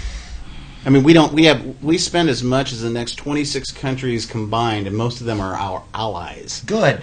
So Good. So let's eliminate like. So you want us to? So when it comes to war, you want us to level the playing field? No. So you want people to have a fair chance against them? No, I just don't want us to be on steroids and lose sight of what it is we're doing, and instead of being able to play on the field, Netherlands- driving a car into a wall. The Netherlands did that before World War II, and it got them invaded in two hemispheres across the world. Well, wait. And defeated. Oh, So wait no. a minute. You can't equate us to the Netherlands. I'm sorry here. So we lose the opportunity to destroy a country 5 times over as opposed to maybe 4. I don't feel... Maybe they have it coming. No, but also when you're talking about the Netherlands got destroyed in 2 parts of the world, they were an imperialistic power in another part of the world. Their empire was dying. So what? So we shouldn't be an empire imposing our will on other countries. Why not? Because that's kind of contra the indications of what our Declaration of Independence is. Indonesia was a hell of a lot better under Dutch rule than it was under Japanese rule. Oh, well, both of which were empires that had conquered it. People have a right to self-determination. That's in the Declaration of Independence. I'm not disagreeing with that. But because the Dutch cut their defense budget, they were invaded by Nazi Germany and conquered, and they were invaded by Japan and conquered, and Japan enslaved their people. So the United States is on the verge of being invaded by somebody? Well, yeah, Mexico. I don't think Let's so. call it illegal immigration. Well, no, I mean the immigration stats show that it's gone the other way. But we are in. They're going back. We are in a multi-generational civilizational battle here, and we are losing. I know the Republicans are. Well, yes, Losing what? we're losing to Islam across, or I was gonna say Islamism, not Mexico. I thought Islam. you were making Islamism. No, we are in a battle, a civilizational war here, and we are losing it. No, anytime, if you can use fear in this country to kind of rattle people's cages and get them to do what you want to do, people will use fear. We're not... Even if it's accurate? No, what we're in danger of doing is doing things to ourselves, and it's destroying ourselves economically by not putting money in the infrastructure, by trying to save the very few privileged people and give them all the money that they possibly can have. Oh, you mean to those green companies that keep going bankrupt even after they get all these government handouts? That's the exception. That's the exception, not the rule, Jeff. Sure. The rule is Green companies, corporations like let's see, Indianapolis Colts, Indiana Pacers, even local. Well, I'm talking nationally too. I'm not disagreeing with that in the local basis, but the military, number one, it creates jobs. No. How many of those aircraft plants in San Diego closed because of defense budget cuts? Oh no, actually, how many are going to close because of the sequester? But if you look at overall, Obama insisted on putting defense in the sequester. Oh, I'm sorry. we shouldn't. The Republicans are going to be cutting things, so we're not going to say that they should have to cut some programs of theirs too. We should let them just put us in a vice for everything. Now, gee, since Barack Obama is supposed to be in charge of defending this country, maybe he shouldn't be, cheating the defense of it just so cavalierly. Well, not the Cleveland Cavaliers, though. They're my favorite basketball team. Kyrie Irving rules. LeBron James, you're still scum. They don't want you back. Well, and excuse me, but I don't want anybody accusing our president of being left wing. I mean, the president. He's a centrist. Right. He's centrist. At best. And Barry Bonds didn't do steroids. Right. Barry Bonds really. He worked out a lot. No, his head just grew. He was mainly doing HGH and other things that weren't steroids. Jeff, you need to understand the pharmacology involved here. But actually, Mark is in favor of steroids, which is really surprising. He doesn't have a problem with professional players, professional athletes using steroids. Steroids, not so much, because that's not necessarily a natural level in the body. But like HGH, everybody ought to take HGH. I don't complain about HGH. I complain about steroids. Yeah, now steroids is different. But in terms of what we're doing as far as the defense cuts and everything, what Obama is doing with President Obama, what he's doing is just what Greg Ballard's doing. And so both parties are guilty of this. It's not just Obama. I mean, the Republicans would do it too, in their own way. Both parties are guilty of this. He wants to make the cuts as painful as possible. That's true. He does. That's why Ballard, instead of in the military, he could pick and choose. He could cut giving money to Solyndra, or for instance, but he won't. He'll cut the military. Just like Greg Ballard will cut police before he'll cut giving money to his friends to develop a firehouse on Massachusetts Avenue. Or sorry, I said Mayor Vaughn. Sorry, since he's the one who really runs the city. Well, but if you look at what the reason the sequester came into existence in the first place was Ronald Reagan, because they were running into such deficits in the 80s. They had $1 trillion deficit in the 80s. That they started. They created. No, wait a second. Congress passes the budget. Not the excuse president. me. Well, no, they haven't. They haven't passed. The House has passed the budget. The Senate's not passed the budget. I'm talking about in Reagan's era. When Reagan was saying, "Well, I think what we need to do is have a 1,000-ship navy." Okay, so he's sending them all these dictates of what he wants on the budget. So they do it, and then it crashes the economy after he's out of office. Everybody's going like, "What? It screwed up our economy. We had a recession." Not because of the defense budget. Because of the mishandling of our. We had 19 of 20 years of growth starting in 1981. Paul, we did not have a recession because of Reagan. It started going down during George H.W. Bush's years. That's why Clinton said it's the jobs. Focus on the economy. And Reagan more than doubled. Reagan more than doubled our deficit from all time when he was in office. Passed those budgets. He called for that. Everybody said, "Well, give him a honeymoon." The guy was an idiot. They let him have his way. Obama. No. He never said we had 57 states. He said we speak Austrian. The Democrats in the House continuing with social spending that did under Reagan. There was a compromise.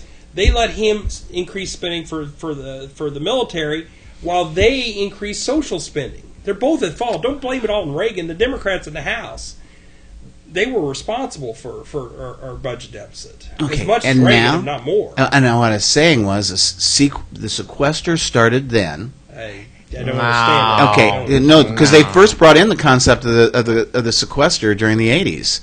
Well, it wasn't it was Graham-Rudman Holling automatic cuts. Yes, and so but those were enumerated cuts. That was dragged out then because it was declared unconstitutional. The Republicans would not agree to a debt ceiling.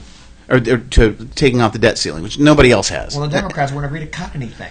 No, they were willing to make cuts. They were wanting to negotiate cuts. The Republicans famously had their candidates during the primaries saying, well, if you were offered the opportunity of $10 in cuts for $1 increase in revenue, because you got to kind of do that to balance things, who would do that? None of them raised their hand. Every one of those jackasses, I'm sorry, those Democrats, every one of those people up on the stage said they wouldn't do that. Because they wouldn't cut the 10. No, because they wouldn't do it. No, because they wouldn't agree to any $1 in revenue increase. Because tax increase. They said tax. They were referring to tax increase. A revenue increase is different. You can cut taxes and still get a revenue increase if. Great, I'll call it a tax increase. No. Because the tax rates go down, but the revenue goes up because the economy gets bigger. Oh, you talking about the Laffer curve? Oh, yeah, that worked so well. Oh, that was great. I yeah, love because that. that's why we had such a booming economy, because of George W. Bush. Cut taxes, cut taxes, cut taxes. That is why we ended up with a budget surplus going into the Clinton years, because we had 19 of 20 years of growth. No, yes, we did. No. We had amazing growth. There were two reasons why the economy grew during the time that Reagan was president, occupied the office of president. 7 of 8 years. One, Jimmy Carter had the Federal Reserve cut the supply of money. So that created a recession. Yeah, that's why inflation was 14% when Jimmy Carter left office, because he cut the money supply? No, because it hadn't had the effect yet, Jeff. That stopped stagflation. So when Jimmy Carter was an idiot. Secondly, there was a war between Iran and Iraq, and because there was a worldwide oil glut. The economy is based on oil. So all of a sudden our economy was booming. So those two factors had nothing to do with Reagan. And yet didn't you think that we shouldn't have been trying to keep those people fighting each other to keep that oil glut? Because I think that was a good thing when they were fighting each other. No, it's morally wrong to try to encourage two peoples to be at war with each other so you can make a profit. If you hate them both, there's no problem with it. Wait, back the bus up here a moment. Because we hate them both, we should encourage them to kill each other? Yeah, it works for me. Doesn't for me. We shouldn't hate anybody. They hate us. So just ask them. You're not giving Reagan and Bush one. Well, we definitely exclude Bush too. Because we had it's actually 18 of 20 years of growth during the Reagan, Bush, Clinton years. But you're not giving the Republicans any credit. Don't try and lasso Bill in on. No, he was in there. I know that, but don't try and say, well, those three but you together. want to give Clinton the credit, but not Reagan or Bush the credit. Because Clinton actually did things. You know why we had a booming economy during that time? Because of the technological revolution that was going on. That's the chief reason. Well, and okay, that it's every bit as important as the Industrial Revolution. The technology between the early '80s and the 2000s are incredible. So, made us a lot more efficient. Though you don't like efficiency, you're a Luddite or Luddite. Luddite, actually, because when we've had more machinery. I mean, who is replaced in their jobs by machines? You want to have mail delivery 7 days a week. 6. All right. I won't have it 6 days a week. I don't see the point of that. I do. I need all that junk mail. And that's a show that we're going to do is about the. Yeah, we're going to have a. We're going to have somebody on here from the Postal Carriers Union talk about the pension thing that was imposed upon them by a Republican-dominated Congress. But getting back to the sequester. No, the idea was from Graham Rudman Holling. Yeah, but it's just the Republicans screwed it up. Well, and what's happened now is unusual. If you look at the percentages of people polled, like 70% of the people are opposed to what's going on in terms of the sequester. Well, they have no idea. They don't, well, I mean, they're opposed. They don't even know what the word sequester means.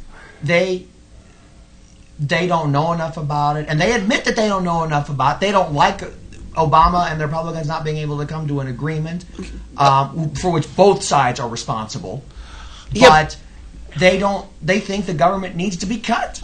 Oh, but wait a second. The government needs to be cut until it has to do with something that they want. Yeah, their Medicare, their Social Security, their whatever. Well, I'm not disagreeing with that interpretation of it, but pretty much everyone agrees, except for certain Democrats, that the federal government needs to spend less money. Actually, the federal government needs, and I'm not a Democrat. The federal government needs to spend more money because if we spend, they need to spend more money on defense. See, we actually get only 96 cents return for every dollar invested on defense, whereas if we were to put it into social programs, it's like $1. Unemployment as $1.25. Well, no, I agree with spending on unemployment. I'm not with the Republicans on that. The Republicans are being just ghastly, abhorrent on their opposition to unemployment. Abomination? Well, yeah, it may have cost them the election. I think there are a lot of different things that cost them the election. I think that was big, and no one wants to talk about it. Well, unemployment? Yeah, because they keep demonizing the unemployed as lazy, who don't want to work when there are jobs out there. And I'm like, There aren't jobs out there. No, And on the that's blog, exactly right. Ogden on Politics today, this morning, you may not have read that. I wrote about how the Republicans need to start reaching Yeah. out to the working class, Yeah. men and women, and not. And Romney was the worst candidate. Yeah, He was absolutely. he was as elitist Wall Street as you can get. We need to have a candidate that can reach out to working men and women, people, even in people in unions, and Yeah. and we don't do that. Yeah, and and one of the- well, I can't call myself a Republican now because I've washed my hands of them. I'm right. I'm a Jeffist. That's what I am. I'm a Jeffist. I'm a Wow, that's like a Maoist. security. I'm a smallest. I've said it for years. I'm a smallest. I'm not touching that one. I'm a security hawk, as you guys know. I'm borderline. Well, I'm not going to go there, but you know me, and I'm Darth Vader. I and wouldn't say everything. borderline. But I'm you're but I'm a over social the but I'm a social liberal. I'm pro union. I'm pro gay marriage, and the Republicans did not give the working class who are most of this country reason to vote for them. yeah, and They Romney wrote out alienate- 47%. They alienated them. God, the bartender who set up his iPhone during that speech in Boca Raton, that iPhone should be enshrined in some kind of like political gap. Yeah, but museum. it ran in Mother Jones, so no, you don't want to do that. No, Well- you need something more. You need something more honest than Mother Jones. But when it comes to something like that, it really is in the nature of civil discourse now, which is where we are today. This Yes. is March 3rd, Wow. 2013. Wow. that was pretty good. I'm Mark Small. That Hold was on. pretty good. Segue of the month. The CQ. We're here on a special edition, a bonus round of Civil Discourse Now. Our guest panelists are George Wilson. Good afternoon again, everyone. Good afternoon. Jeff Cox. That's me, the man, the myth, the legend. See him in a theater near you. We are being live streamed on IndianaTalks.com. On Live 365, you go to IndianaTalks.com. There's a little button there you can hit donate. That will enable Gary Snyder, who started this whole network, to buy software and hardware, and they put on a bunch of different shows on the Porsche. network. No, it's not. Sportswear. I was talking. I was trying to find out if it was that a Lamborghini or a Ferrari. He was buying a but- vehicle the other But- day. We are. but- yeah, but- Isn't he a Pittsburgh Penguins fan? his son plays hockey. Well, I've seen his wife in a Pittsburgh Penguins jersey on his Facebook page. Well, There you go. So that's cool. That's totally cool. He needs a Penguin jersey. but the thing is, the other shows on the network, we don't necessarily. I don't necessarily agree with their views. I mean, Paul, I don't agree with Paul's views on a lot of things. But the with thing yours. is, that Half the time, you don't agree with your own views. well, Yeah. God, times I question myself. But Yes. the whole thing is, it's an exercise in the First Amendment, and this is really a valuable thing. So if you get a chance, go to the website and listen to some of the other shows. There are excellent shows on there. And put in some kind of, when we were talking about a minimal effort, then you're talking about the last topic we got here, and that's minimum wage. And whether or not we should increase the minimum wage. And before I go for that, buy my book, $1 Billion Balls, and go to Amazon.com, $1 billion Balls. I think the proposal that President Obama made was to raise it to $9 an hour. What is Yep. it now? $7. $7.50. $7.50. Which you would know if you made that per hour. Yes, I'm an attorney. I make way above minimum wage. well, I make way below minimum wage, but that's another story. Yeah, but the thing... Well, yeah, you make more per hour. It's just a question of how many hours you Yeah, work. that's- Yeah, and what costs yeah. are and everything, but it was they were so truthful about that when they were recruiting us for law school. Yes, they were. That should be a show of itself. Well, I know we should I do can't it believe we've during. never done that. We should do that during the Bar Association convention, Oh, and yeah. and And I want to ask them why they're letting another law school open up. I'd like to get somebody from the other law school, Indiana Tech, on the show to say with a straight face, We need more lawyers. we need more law schools. I mean, Law schools. so Well, maybe they need cheaper law schools. Well- That's probably their point. no, it's not cheaper, it's No, gonna it's be not higher. cheap. It's really expensive. Private. Indiana Tech? Oh Yeah, yeah, I it's mean, going to be it's- $30,000 a year. Yeah. Oh, you got to be kidding me. No. No. Just care. No, it's so minimum wage.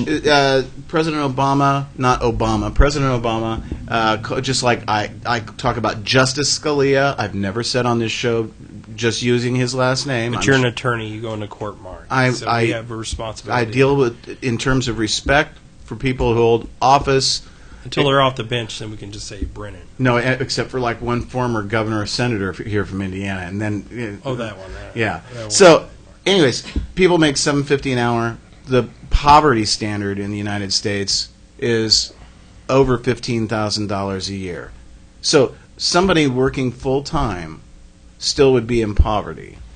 And most of the people getting minimum wage are not heads of households. They're like college students Where do wanting a you summer get that job. number? Because I've been employed at minimum wage. Okay, so first of all, I didn't cite any specific percentage.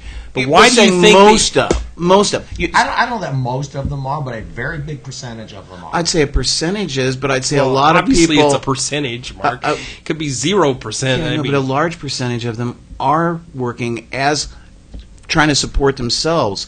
People are cast these people as heads of households or something. Who cares?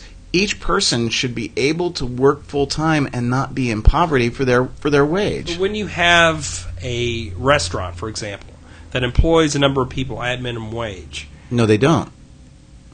It's actually, but the let's waitresses say are they do. below Act- minimum wage. Servers are below. Right, I was thinking fast food restaurant, but Because there aren't any tips once in you it. raise the minimum wage, what the manager of the restaurant does is cut back on people's hours. Doesn't hire that extra employee. That's- It doesn't help. No, that's- just raising the minimum wage does not help. That's not supported by statistics. The numbers, when you raise the minimum wage, the number is marginal there as far as the per hour. But what happens is those people are getting that overall in the community and in the state. They're getting that money and they're spending it because they have such little money. They're spending it. So that's your theory is, then why stop at $9 an hour? Why not do $20, $25 an hour? Well, because they're going to spend the money. And if, in fact, minimum wage had kept up with inflation, it would be around $16 an hour, which isn't unreasonable given the fact that, And once again, at the same time, oh, go ahead. I was just going to say, once again, that money goes back into the community. That is the greatest stimulus you could have because, once again, if you're living right on that cusp, you're spending the money you make. Right, That but money you- is going back into the local economy. And to say that I'm agnostic on this, I'm not taking a position on it. I thought you were Catholic. Roman Catholic, not just Catholic, Roman Catholic, all the way back to the Roman Empire. All right. Julius Caesar, baby. Back But to anyway, Ignace. But anyway, I think I'm sorry see I said white that. smoke in the distance. but anyway, Paul, somebody's calling you. but anyway, what if the business doesn't have the money?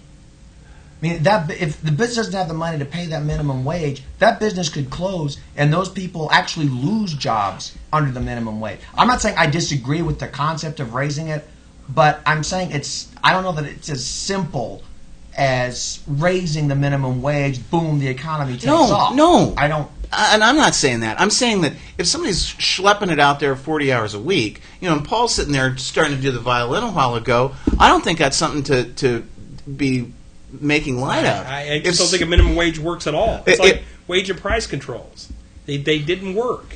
Well, Yeah. But having a threshold there for somebody who's working 40 hours a week, otherwise... Letting people move from job to job to improve their wages, that's the best way to do it. If there are jobs. But there are no jobs. Yeah, That so- is the Well, problem. there will be more jobs See, if it isn't so hot. I'm not You so raise the minimum wage, you have fewer jobs. See, the thing that concerns me is what we've seen in the last 20 years, and it did start with the Reagan administration, are companies moving their jobs overseas and trying to cut pay and benefits as much as they can. Now the conservative argument against that is that you have jobs competing for workers, so that they want to attract the best workers, so they'll offer the highest pay and the best benefits. But we're not seeing that anymore. No, we're we're seeing not. the jobs shipped overseas. Well, here's a big part of that equation is the amount of money that's going to CEOs compared to people who are at basic level in a company. That ratio is hugely skewed compared to what it was in 1980.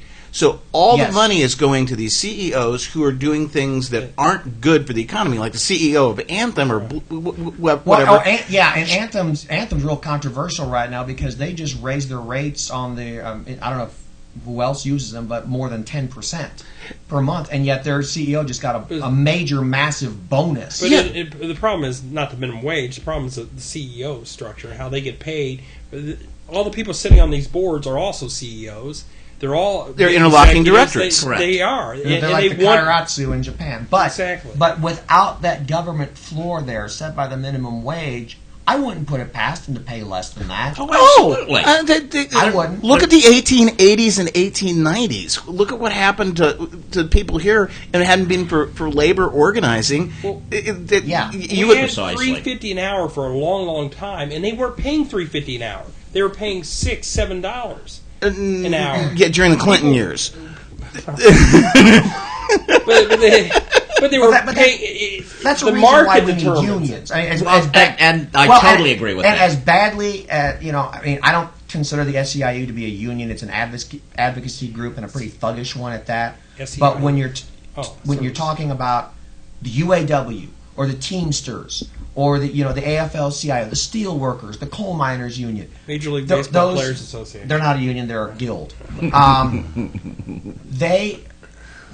That's why they're still needed.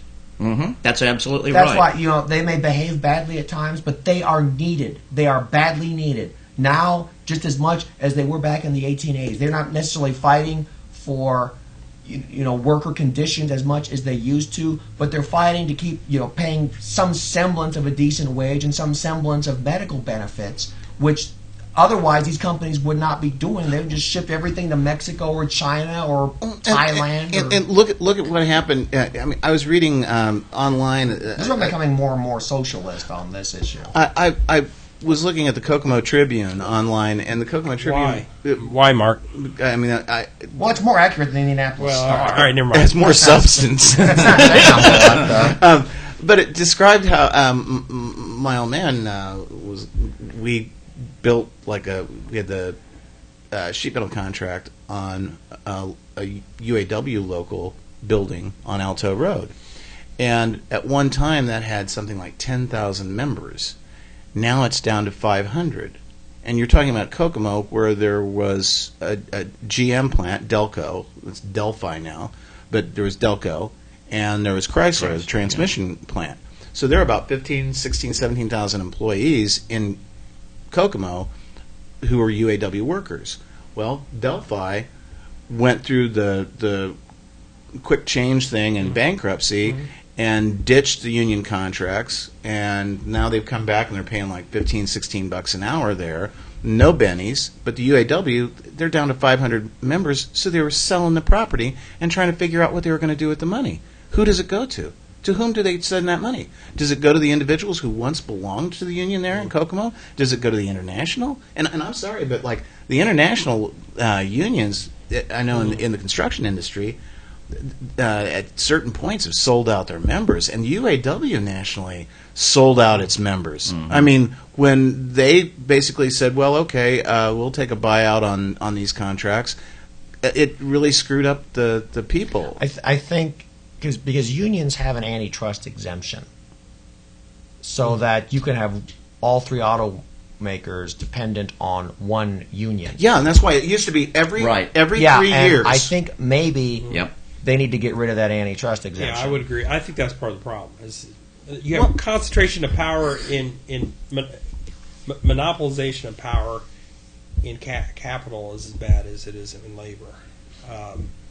And what we had a guest on here probably been a year ago from the hotel downtown. Remember that? Yeah, it wasn't a year. It was about 6 or 7 months ago. 6 or 7 months ago. And what they were doing is they allegedly were blacklisted people who didn't. And I can't remember exactly. But I think they're unique. They were working for a temp agency. Yeah. The hotel would hire the temp agency, and then the way temp agencies used to work is that if the place liked you, then they would hire you away from the temp agency and work for them full time. But the hotels had to deal with the temp agency where they wouldn't do that. Right.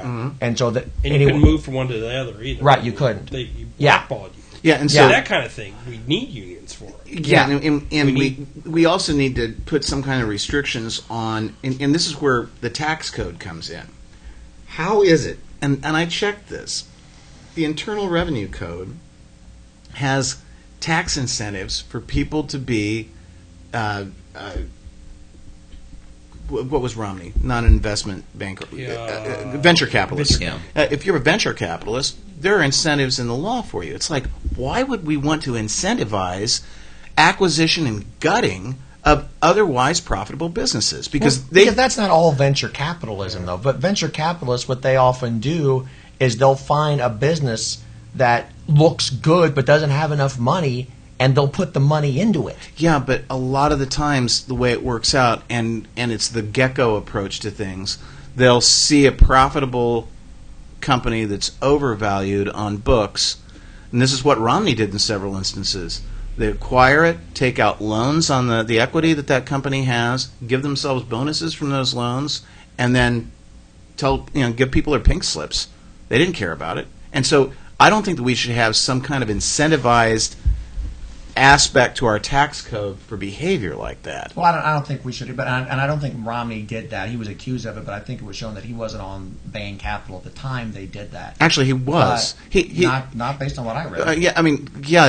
The annual report, he signed off on it as chief executive That's officer. not the information I Well, have. there was something about he signed on, but then he also said he wasn't there. But your point, He might have your been point great. is correct.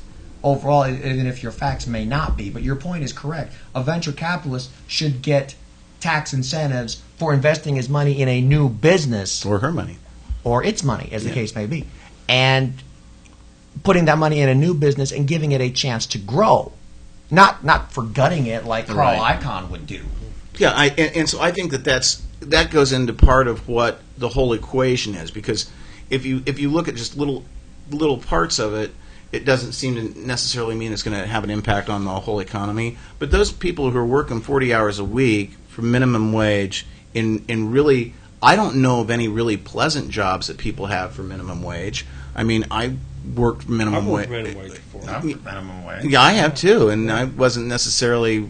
I was digging ditches. I mucked out some barns. Right. I remember when I came out of college, before I decided to go to law school, I was worked for Kim Long Carpet cleaning carpets for $3.50 an hour With a bunch of good chemicals. Yes, good chemicals. I'm sure I have not been harmed by that. But I remember basically at that point there were so many applications for jobs out there that the employer said basically, well, if you complain, I got a whole file cabinet full of What year was that? applications. It would have been 83 or something. And that's what they're saying today too, because there are so few jobs out there. Yeah, They said there were few jobs, a lot of people applying for it, right? And see, Right. when I was, this was 1980, I had been living in Kokomo, and that had the highest unemployment rate. It and Muncie were jockeying around with Elkhart. I mean, they were in the top 5 all the time. It was kind of like watching IU and Purdue then, because that was back in the day. They both actually were good in basketball. But I went from Kokomo over to West Lafayette, and I didn't realize when I did that Purdue at that time was always hiring. And if you had a college degree, Purdue really didn't have a labor pool in the West Lafayette area, and they wanted people with college degrees working in a college environment. And so I got my job in the library. I didn't make a lot more than minimum wage, but I made more than minimum wage. And that was I was living in a cheap apartment in the student ghetto and walked every place. I didn't need a car, but those were extreme circumstances. things changed though. I remember No, they after college, You're a Republican. getting into law school. when I wasn't looking for those jobs anymore, I was amazed to go to fast food restaurants and see applications on the liners and the trays and signs and windows. Because when I was in college trying to get those jobs during the summer, they were hard to get. Yeah, but by then it was the Clinton years, and the Clinton years, and it just was booming. Everybody was happy walking around with the smile I remember on their seeing face. that Wendy's was offering $8 an hour for counter help, and which is way above minimum wage. Yeah. Which is my point. Yes, which is why we need to change the Constitution of the United States so that So it has a minimum president. wage in there? So that we have free refills on soft drinks everywhere we go, which thus shows our superiority to Europe, where they don't have free refills on soft drinks. So that the president of the United States, we change which one is it in here that went into effect? Here it is, the 22nd Amendment. We would amend it so that no person can hold more than 2 terms as president of the United States, except William Jefferson Clinton. Oh, William Jefferson Clinton. I thought Yeah. you were going with Barack Obama. No. So we'd bring He Bill. shouldn't have even gotten one term. So we get Bill Clinton in there, and We could reunite him with Monica. no, that's just not. Any last thoughts for the week ahead? I don't really have any thoughts. Do you have any thoughts, Jeff? Well, I knew that, The Paul, but Republican that's Party is completely incompetent and inept. They could not stop Chuck Hagel. My duck would be a better. you don't own a duck, I did. but you don't now. And he'd still be better than Chuck Hagel as But- Defense Secretary. Do you And buy a Jack duck? Lew is a crook, and they approved him for Treasury Secretary. The views expressed on this show are not necessarily those of the hosts, nor are they necessarily rational. The Republican Party is corrupt and incompetent. They can't do anything. They're dead. We're seeing the rise of a third party. As I wrote in my column, this morning, they keep writing the epitaphs of the major political parties. It never happens. They always adjust. The Republican Party will adjust, though I am concerned about corruption and that sort of thing in the party. George? You know, there's a week ahead of us. That's it. A full 7 days, Yeah. probably. Well, That's my we guess. don't know. how unusual. Well, Okay. that's true. I will say this one word: doom. If you're a fan of the Chicago Cubs National League baseball team, it is a year of doom. Doom. We have the season has not started yet, and I'm looking to next year. We have That is frightening. we don't have position players, we don't have pitchers. I don't know that we have any hot dog vendors. I mean, we're really looking bad. This has been a fun show until the last few moments when I had to face doom. Go in Tribe. reality. Go Pittsburgh. Go Tribes. Uh, Go Tribe. Go Pirates. I'm okay with that, too. Well, there's America's teams. Yeah, right. Gentlemen, it's been fun having you on, Paul. Good And time. this has been a bonus round, bonus Excellent. edition. Next weekend, we'll be coming to you at 11 o'clock in the morning on Saturday. This has been Still Discourse Now. He's Paul Ogden. And he's Mark Small. Thank you. Take care.